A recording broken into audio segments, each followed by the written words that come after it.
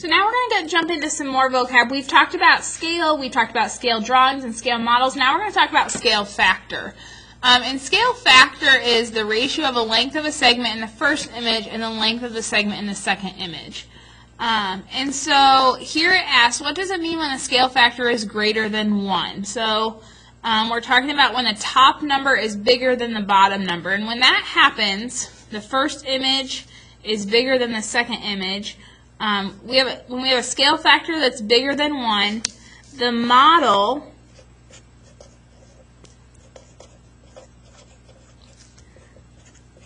is bigger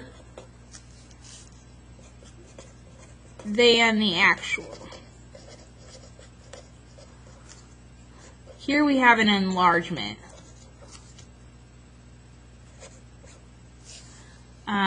Some examples of that.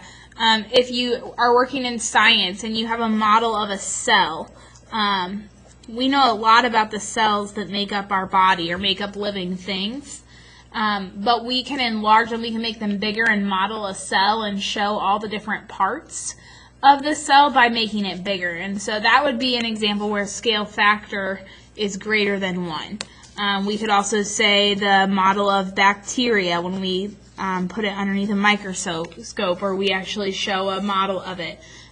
We're enlarging that. We would have a scale factor bigger than 1.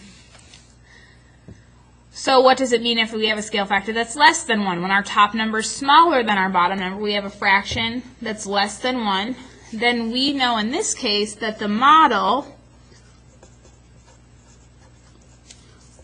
is smaller than the actual.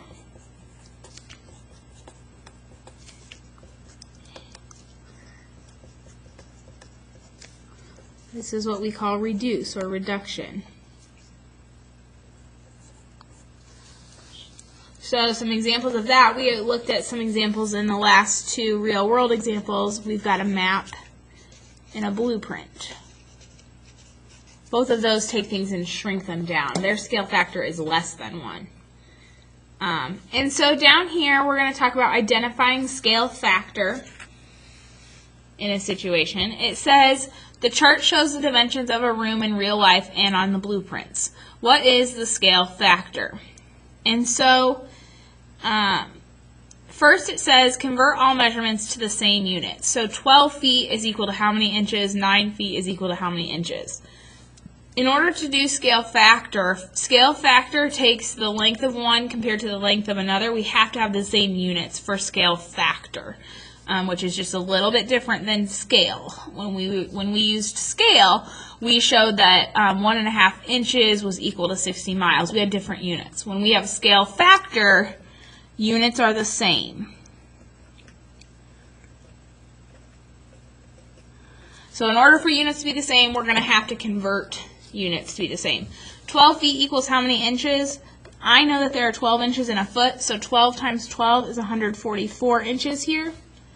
And then 9 feet, I know again there are 12 inches in a foot, so 9 times 12 is 108 inches. So we convert all our measurements.